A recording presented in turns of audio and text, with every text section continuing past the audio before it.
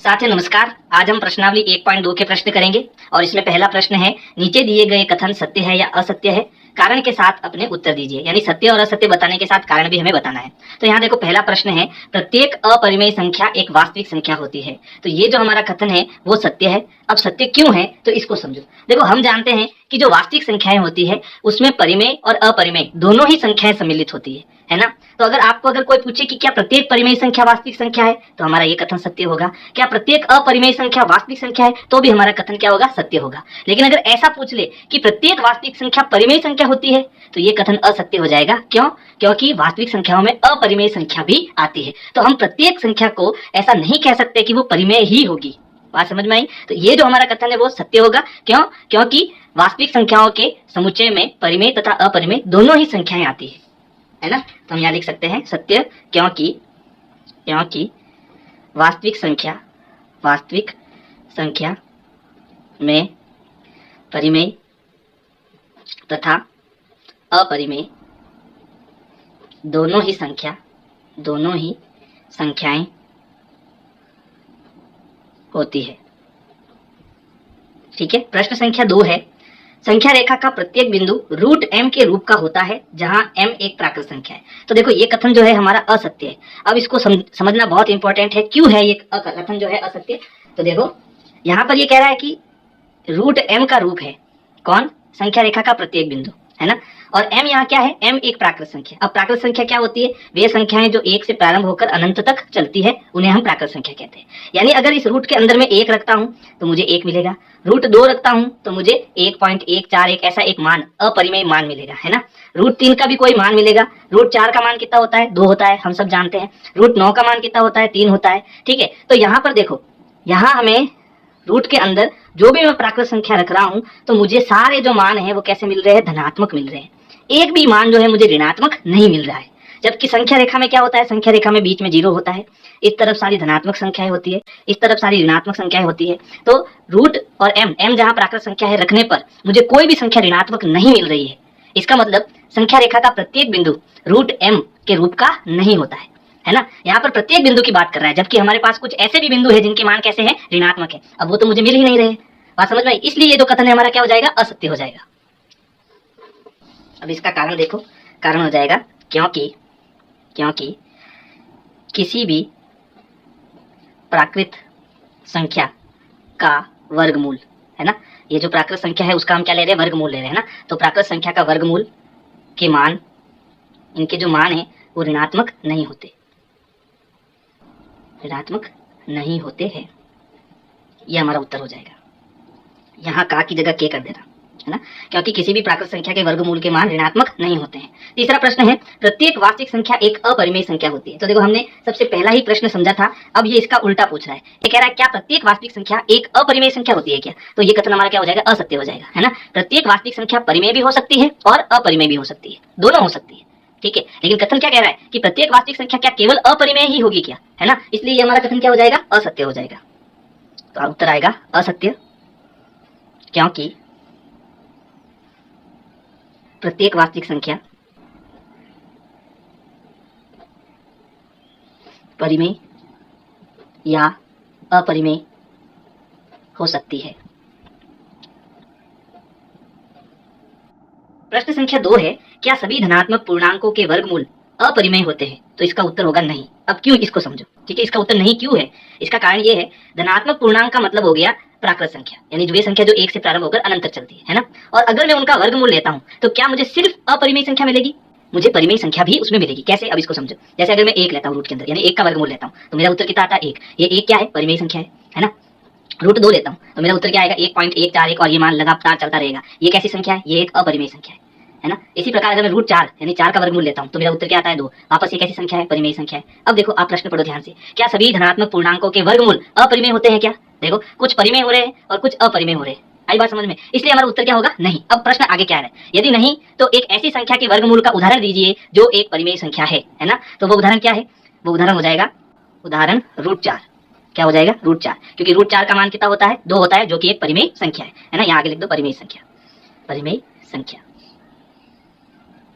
अब हम इसका कारण भी लिख देते हैं, है ना।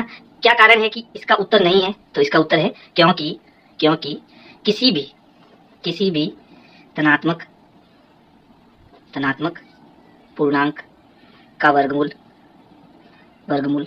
का मान परिमेय या अपरिमेय हो सकता है। यानी परिमेय भी हो सकता है और अपरिमेय भी हो सकता है।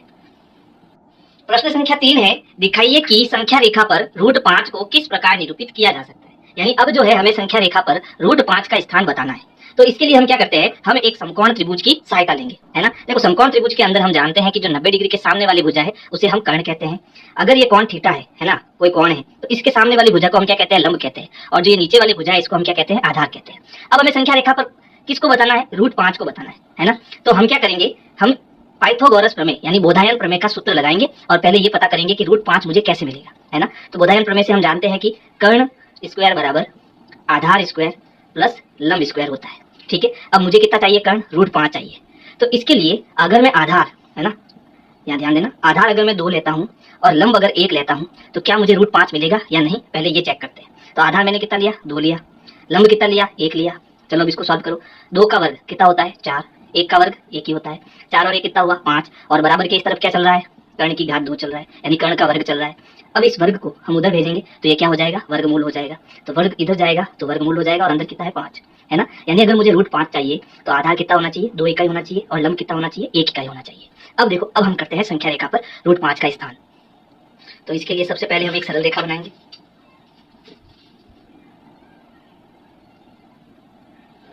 बन गई एक सरल रेखा। अब संख्या रेखा में हम जानते हैं कि बीच में 0 होता है, मैं इस तरफ 0 ले रहा हूँ। इधर भी संख्या रेखा अनंत की ओर जाती है और इधर भी संख्या रेखा जो है अनंत की ओर जाती है ना। अब हमें क्या करना है, अभी हमने आधार कितना लिया, 2 इकाई लिया, और लंब कितना लिया, 1 इकाई लिया। तो हम क्या करेंगे, एक एक इकाई के चाप काटेंगे। तो मैं यहाँ पर प्रकार को थोड़ा खोल देता हूँ। अब जितना मैंने ये डिस्टेंस लिया है वो 1 इकाई होगा। कितना इकाई होगा, 1 इकाई होगा। तो मैं 0 से एक एक इकाई के चाप काटूंगा। ये 1 इकाई होगी, ये 2 इकाई, ये 3 इकाई, और ये 4 इकाई, है ना। यानी ये एक एक इकाई के चाप मैंने यहाँ पर लगाए हैं। ठीक है, अब आधार हमें कितना लेना है, आधार हमें 2 इकाई लेना है, और लंब हमें कितना लेना है, 1 इकाई लेना है। तो मुझे क्या करना है, ये 1 इकाई और ये 2 इकाई। तो यहाँ पर जो ये बिंदु 2 है इसको मैं नाम दे देता हूँ पॉइंट बी। ये मेरा क्या, कौन सा पॉइंट हो जाएगा, बी पॉइंट हो जाएगा। अब पाइथागोरस प्रमेय में जो लंब है वो कितने डिग्री का होता है, 90 डिग्री का होता है। तो पॉइंट बी से मैं 90 डिग्री का कोण बनाऊंगा। कोण आप चंदे से या प्रकार से कैसे भी बना सकते हो। ठीक है, तो हमें क्या करना है, ये जो बीच वाला पॉइंट है इसको पॉइंट बी पर रखना है, और ये जो लाइनें हैं, है ना, इस लाइन को इस लाइन से मिलाकर फिर 90 डिग्री बनाना है। तो ये आपको थोड़ी सावधानी रखनी है यहाँ पर। तो देखो 90 डिग्री कहाँ है, ठीक ऊपर। इसको हम मिला देते हैं, ये बन गया 90 डिग्री का कोण, है ना। अब हमने लंब कितना इकाई लिया था, 1 इकाई का। तो अब यहाँ पर बी बिंदु से 1 इकाई का चाप काटेंगे। प्रकार हमें हिलाना नहीं है ना। ये हमारा हो गया 1 इकाई का चाप। ठीक है, अब ओ बिंदु यानी 0 बिंदु, और ये जो हमें नया बिंदु मिला है इसको मैं सी नाम दे देता हूँ। अब ओ और सी को मिलाएंगे तो ये हमें कर्ण मिलेगा, और कर्ण है उसका मान क्या आएगा, √5 आएगा।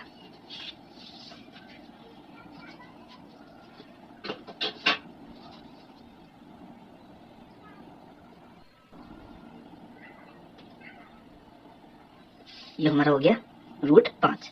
अब संख्या रेखा पर हमें बताना है कि √5 कहाँ पर है। तो इसके लिए हम क्या करेंगे, प्रकार की नोक को 0 पर रखेंगे और सी तक इसको खोलेंगे, क्योंकि ये लंबाई कितनी है, √5 की है। अब चाप काटेंगे संख्या रेखा पर। ठीक है, तो ये जो पॉइंट हमें मिला है यहाँ पर, ये कौन सा पॉइंट है, ये √5 है। ठीक है, तो इस प्रकार से जो है आपको रचना करनी है। साथ में अगर आप पास में ये लिखना चाहो सूत्र, है ना, तो लिख सकते हैं। प्रश्न संख्या 4 में आपको कक्षा के लिए क्रियाकलाप करना है, यानी कक्षा में बैठकर ये काम करना है। और करना क्या है, वर्गमूल सर्पिल की रचना करनी है। ठीक है, अब ये वर्गमूल सर्पिल बनाते कैसे हैं तो इसको ध्यान से समझना। हम सबसे पहले एक पॉइंट ओ लेंगे। तो यहाँ पर मैं एक पॉइंट ओ ले लेता हूँ। ठीक है, ये पॉइंट ओ ले लिया। अब इस ओ पॉइंट से हमें क्या करना है, √2 की रचना करनी है, √3 की रचना करनी है, √4, √5, इस प्रकार से इसी पॉइंट से रचना करते हुए हमें एक पूरा वर्गमूल सर्पिल बनाना है। ठीक है, तो इसके लिए हमें क्या करना है, हमें इसके लिए जैसे मान लो ये पॉइंट ओ है, ठीक है, और ये पॉइंट P1 है। तो हमें O और P1 कितना डिस्टेंस लेना है, कितनी दूरी लेनी है, 1 इकाई की दूरी लेनी है। अब ये 1 इकाई की जो दूरी है वो हम किसकी सहायता से लेंगे, हम प्रकार की सहायता से लेंगे, है ना। जैसे मान लो ये मैंने प्रकार को खोल रखा है, ये जो दूरी है वो मैं कितनी मान रहा हूँ, 1 इकाई की दूरी मान रहा हूँ। ठीक है, तो सबसे पहले जो है हम OP1 की रचना कर लेते हैं। ठीक है, तो ये जो हमारा बिंदु O है इससे मैं प्रकार से यहाँ पर एक एक दूरी का पॉइंट बना दिया। अब इन दोनों को मिला देते हैं। ठीक है। तो ये जो मैंने दूरी ली है वो कितनी इकाई की है, 1 इकाई की दूरी है, और इसको मैं नाम दे देता हूँ P1। अब हमें क्या करना है, अब हमें P1 से, देखो ये कितने डिग्री का कोण है, 90 डिग्री का, तो इस P1 बिंदु से 90 डिग्री का कोण की रचना करनी है, फिर 1 इकाई का चाप काटना है। तो पहले मैं 90 डिग्री का कोण बना लेता हूँ। 90 डिग्री का कोण आप प्रकार और चंदा दोनों से बना सकते हो, ठीक है। तो चंदे से बनाऊंगा तो थोड़ा आपके लिए इजी रहेगा। तो हम क्या करेंगे, इस बीच वाले पॉइंट को P1 पॉइंट पर रखेंगे, और ये जो लाइन इधर जा रही है वो इस लाइन से मिलाएंगे, ठीक है। मिल गई लाइन। अब 90 डिग्री कहाँ है, ठीक ऊपर की ओर, तो यहाँ पर हम एक पॉइंट बना देते हैं, और अब हम 90 डिग्री के कोण की रचना करेंगे। ये बन गया हमारा 90 डिग्री, है ना। अब मुझे क्या करना है, ये 1 इकाई का यहाँ पर हमने डिस्टेंस लिया, तो यहाँ पर भी हमें 1 इकाई का डिस्टेंस लेना है। तो इसके लिए हम क्या करेंगे, प्रकार को पॉइंट P1 पर रखकर 1 इकाई का चाप काटेंगे। ध्यान रहे ये प्रकार का जो डिस्टेंस है वो हिले नहीं, है ना। प्रकार को पहले से टाइट करके रखना है, इतना सा आपको ध्यान रखना है इसमें। अब हम जहां पर ये पॉइंट कटा है ना, उसको हम क्या नाम देंगे, P2 नाम देंगे, और O और P2 को हम मिलाएंगे, ठीक है। अब जो हमें ये कर्ण मिला, ठीक है, वो कितना है, √2 है, तो ये हमें मिल गया √2। अब हमें बनाना है √3। तो √3 बनाने के लिए हमें एक समकोण त्रिभुज चाहिए। आधार हमारा कितना होना चाहिए, √2 होना चाहिए। लंब कितना होना चाहिए, 1 इकाई का होना चाहिए, ठीक है। और ये कितने डिग्री का कोण है, 90 डिग्री का कोण है। तो देखो √2 तो हमें पहले से मिल गया, है ना, ये हमारा आधार हो गया। आधार और इस पॉइंट से, यानी ये जो हमने P2 पॉइंट, इसको मैं P2 पॉइंट मान लेता हूँ। पॉइंट P2 से हमें कितने डिग्री कोण की रचना करनी है, 90 डिग्री के कोण की रचना करनी है। तो पहले मैं 90 डिग्री का कोण बना लेता हूँ। तो अब हम क्या करेंगे, ये चंदे की जो बीच वाली पॉइंट है इसको P2 पॉइंट पर रखना है, और ये जो लाइन इधर जा रही है इसको इस लाइन से मिलाना है, तभी तो यहाँ पर 90 डिग्री का कोण बनेगा, है ना। तो अब हमें क्या करना है, यहाँ पर 90 डिग्री का पॉइंट लगाना है, और इस पॉइंट को इस P2 पॉइंट से मिलाना है। ऐसा करने पर क्या होगा, हमें 90 डिग्री का कोण मिलेगा, ठीक है। लेकिन लंब हमें कितना चाहिए, लंब जो है हमें 1 इकाई का चाहिए। यहाँ पर देखो लंब कितना है, 1 इकाई का, तो हम प्रकार से 1 इकाई का चाप काटेंगे। तो हमें क्या करना है, पॉइंट P2 पर प्रकार की नोक रखनी है, और 1 इकाई का चाप काटना है। जहां चाप कटेगा उसे हम क्या नाम देंगे, P3 नाम देंगे। अब जैसे ही हम बिंदु O और P3 को मिलाएंगे हमें √3 मिल जाएगा। तो अब हमें इन दोनों बिंदुओं को मिलाना है, और ये हमें कितना मिल गया, √3 मिल गया। अब हमें बनाना है √4, ठीक है। तो इसके लिए हमें क्या करना है, आधार √3 लेना है। √3 हमारे पास आ गया, ठीक है। और आधार से 90 डिग्री का कोण बनाकर कितना चाप काटना है, 1 इकाई का चाप काटना है। तो मुझे कर्ण कितना मिलेगा, √4 मिल जाएगा। तो हम क्या करेंगे, पॉइंट P3 से 90 डिग्री के कोण की रचना करेंगे।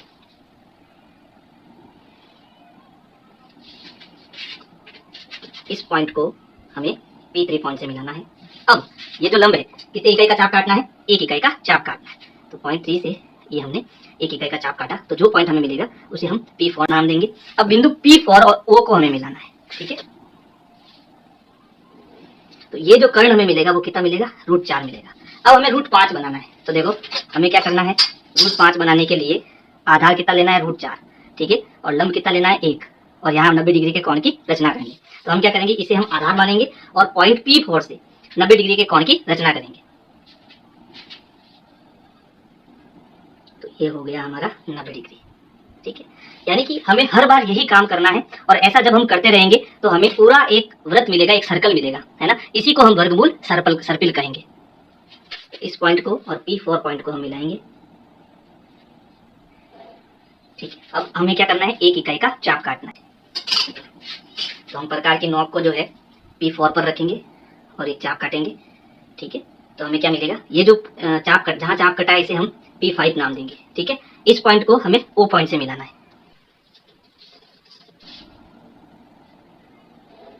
ये हमें क्या मिल जाएगा, √5 मिल जाएगा। तो इस प्रकार हमें √5, √6, √7, √8 ऐसे कंटिन्यू मिलता जाएगा, और पूरा एक सर्पिल बनेगा, ठीक है। इसी को हम क्या कहेंगे, वर्गमूल सर्पिल कहेंगे।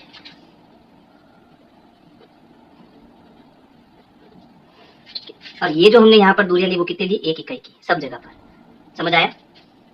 तो देखो यहाँ प्रश्न में जो ये नीचे वाली 2 लाइनें हैं वो मैं आपको समझा देता हूँ। इस प्रकार आप बिंदु O, P1, P2, P3 dot dot dot Pn, यानी लगातार ऐसे बिंदु आपको मिलते जाएंगे, ठीक है, प्राप्त कर लेंगे, और उन्हें मिलाकर √2, √3, √4 डॉट डॉट डॉट, यानी फिर √5, √6, √7 को दर्शाने वाला एक सुंदर सर्पिल प्राप्त कर लेंगे, ठीक है। तो मेरे ख्याल से आपको ये प्रश्न पूरा समझ में आया होगा, और अगर आपको वीडियो पसंद आई है तो लाइक तो आपको करना ही करना है। साथ में मैं 3 महीने के अंदर अंदर क्लास 9 का पूरा कोर्स अपलोड कर दूंगा, तो आप प्लेलिस्ट चेक करते रहना, वहां पर आपको सारी की सारी वीडियो मिलती रहेगी।